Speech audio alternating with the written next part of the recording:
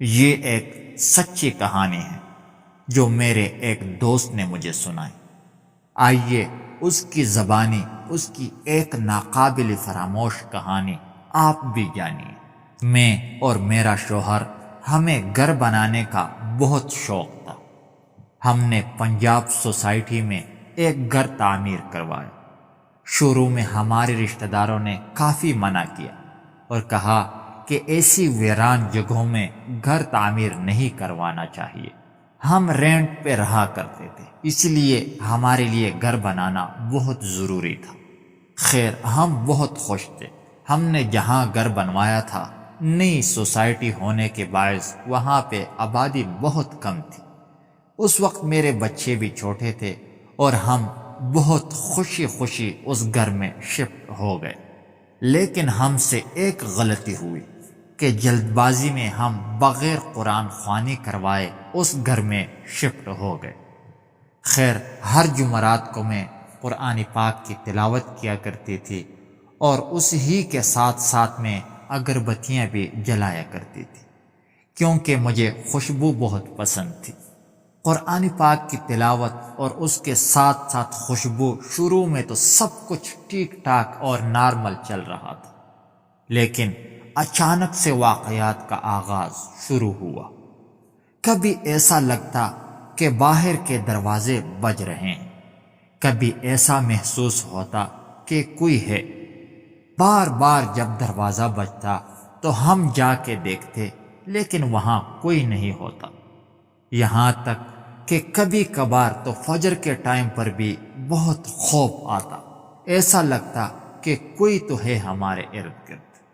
فجر کی نماز پڑھنے کے لیے جب ہم دوسرے کمرے میں جاتے تو میں دروازہ بند کر دیتی۔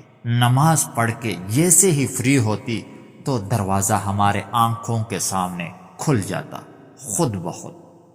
یہ تمام غیر معمولی واقعات ہونا شروع ہوئے، لیکن پھر بھی ہم نے ایک وہم سمجھ کر اگنور کیا۔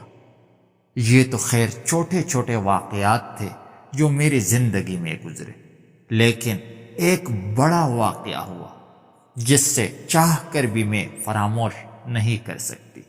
میرے میاں ایک بہت ہی بہادر دل کے مالک تھے، اس لیے وہ بھی ایسی ویران جگہ پہ شفٹ ہونے کے لیے راضی ہو گئے تھے۔ ایک بار انہوں نے مجھے اچانک سے بتایا کہ انہوں نے کوئی غیر معمولی چیز دیکھی ہے، یعنی کوئی عجیب مخلوق دیکھی ہے جو یقیناً کوئی بد روح تھی۔ شروع میں نے سوچا کہ شاید یہ مذاق کر رہے ہیں، لیکن انہوں نے کہا کہ نہیں، میں نے ایسی مخلوق سچ میں دیکھی ہے۔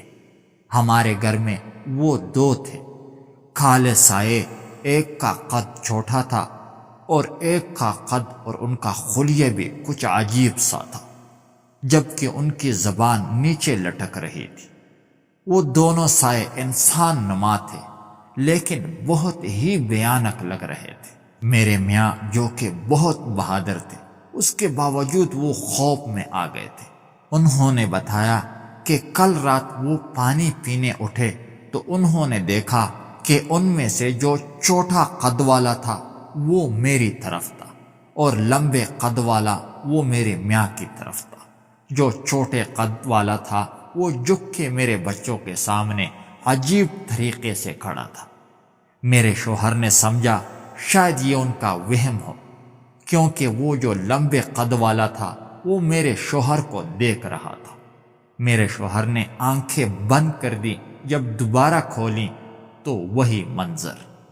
اس کے بعد انہوں نے محسوس کیا کہ یہ واقعی حقیقت ہے۔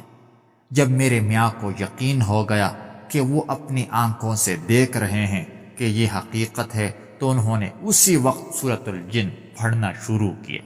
جب انہوں نے سورۃ الجن کی تلاوت کرنا شروع کی تو آہستہ آہستہ سے وہ مخلوق غائب ہونے لگے۔ وہ مخلوقات تو غائب ہو گئیں، لیکن اس کے بعد آہستہ آہستہ میرے میاں کی طبیعت خراب ہونے لگی۔ میرے میاں کی طبیعت جب کچھ زیادہ ہی خراب ہو گئی تو ہم نے ایک عالم صاحب کو دکھایا۔ انہوں نے حساب کیا اور بتایا کہ تمہارے گھر میں بد روحوں کا بصیرہ ہے، اور تم لوگوں سے غلطی یہ ہوئی ہے کہ قرآن خوانی کروائے بغیر تم لوگ اس گھر میں داخل ہوئے ہو۔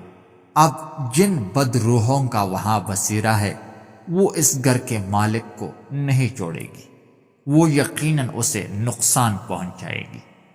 اور پھر ایسا ہی ہوا جو اس عالم نے فرمایا تھا۔ آہستہ آہستہ میرے میاں کی حالت اتنی بری ہوئی کہ ان کے بچنے کی امید ہی ختم ہو گئی۔